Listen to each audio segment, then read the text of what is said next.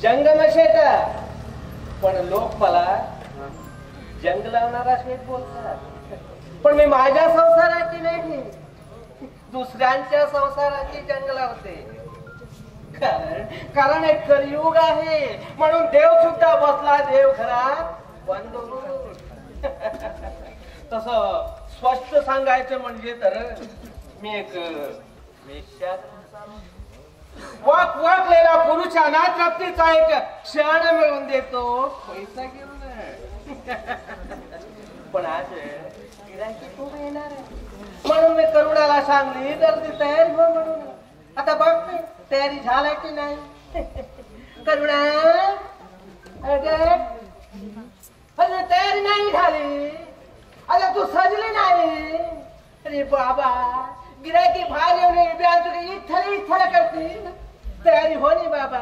Powder लावून घे, lipstick लावून, केसावरला फुल सजावं, सुंदर दिसते. नाही तू तयारी होणार नाही.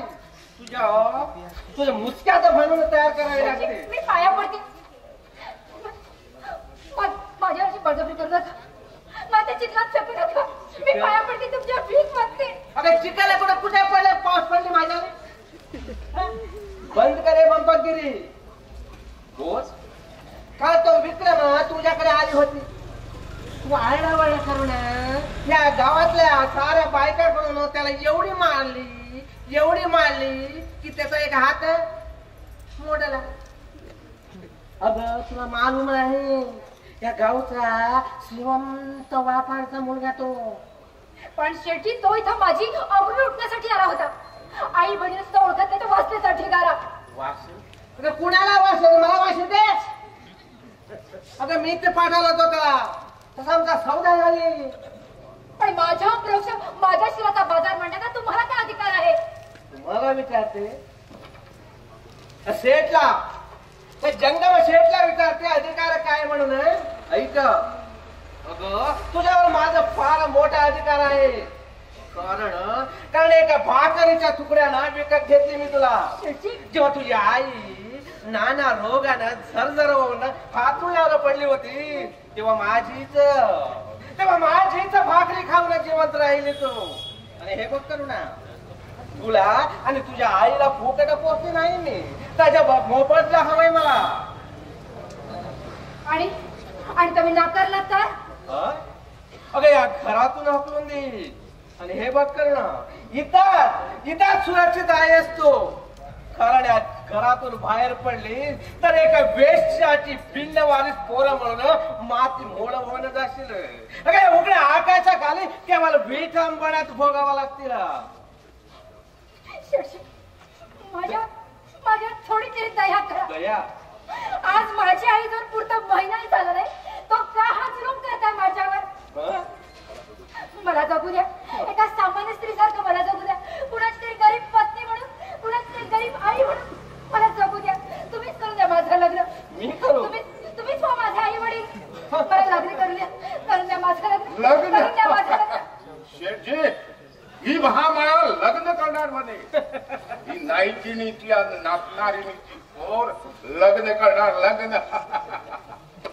अगं लग्न करून तो स्वतःच्या हीन आणि दीन जन्मावर पांघरून घालण्याचा प्रयत्न करीत आहे. लग्नाचा बोदर पिढीचा खणखणाट होऊ लागता भेदळून जाशील तू. आणि परत हात किरड्यावर आमच्या आश्रयाला यावं लागेल तुला. माझी पटीक मोडलेला हात अजून ठणकतोय माझा. तरी तुझ्या त्या सहवासापेक्षा जगाचा सराव केलं बरं समजेल मी. एकदम शेठ विक्रमा निर्बुद्धपणाला कोमी जाण ही कळी. अगं उडून जातीला हे रंग सुगंधा. अगं जोवर सुगंध आहे तोवर कुणाचे तरी सह्यास. अगं पायाची आलेला लक्ष्मीला वैभवाला लाथाडू नको. नाही या तुझी चेन होईल आणि मलाही 4 पैसे मिळून जातील. नको मला नको ते चित्र फोफवणारं वैभव. मला हवंय साधा कुंकुम तिलक. माझ्या गरीब पतीला भरवला मला एक गरीब झोपडी हवी. माझ्या पिल्ला झोपडी हवी. बस तुझं हे रडकं पुराण.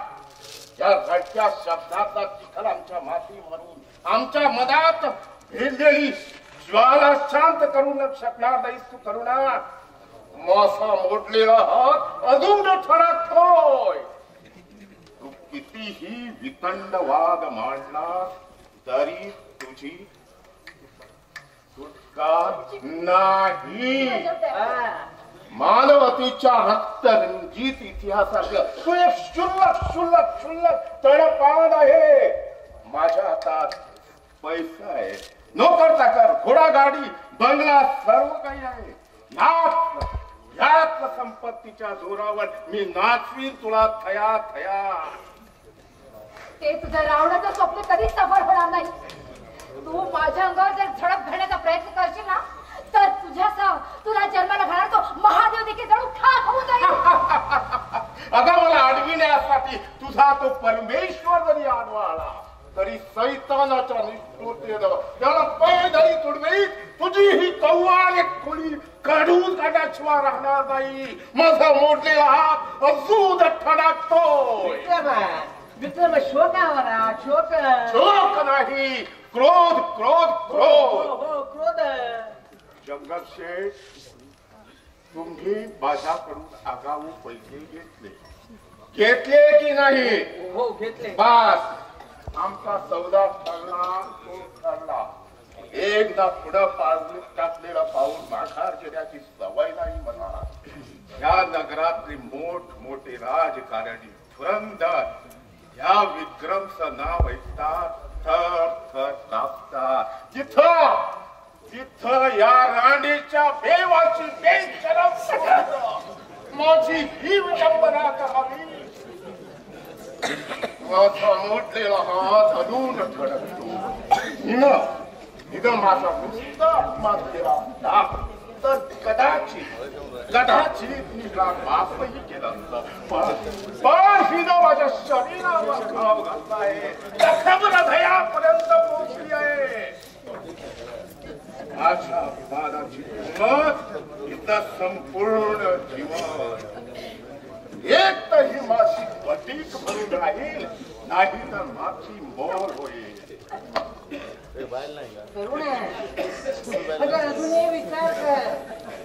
तुझा मान हक्क सोडू नये आणि कायमची विक्रमची होऊन ह्या तुझं सुख आहे, हित आहे. काही शेटजी, झाडावर म्हणून फुल फक्त देवाच्या चरणी वाहिलं जातं किंवा ते झाडावर तरी कोमेजून जातं, पण जळून मधून कोणी ते चिखलात फेकून देत नसतात. मग निघून जा इथून आताच्या आता आणि पतिव्रताच्या फलक कपडावर मारून भीक मागत फिर गलीतून. जाईन मी, कुठेही जाईन मी, पण मला फक्त 2 महिन्याचा अवधी द्या माझा जीवन मार्ग सुधारण्यासाठी. मात्र त्या मार्गात विषारी भुजंग नसतील. हिरवळतून मंदिराकडे जाणाऱ्या पायवाटेसारखा असेल तो माझा जीवन मार्ग.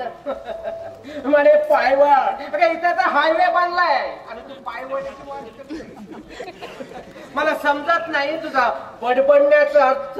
कारण मला पैशाच्या भाषाशिवाय दुसरी भाषा येतच नाही.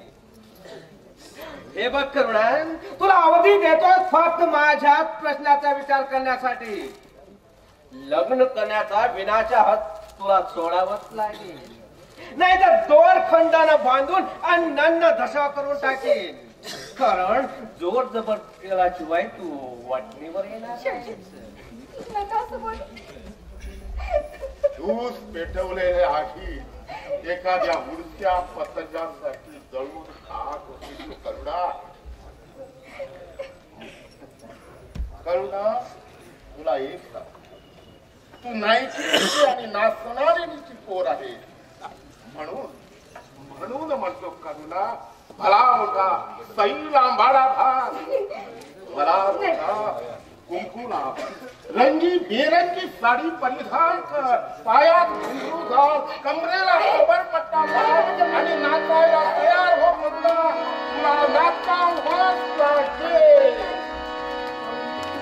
माझा मोठेला हात अजून ठणकतोय.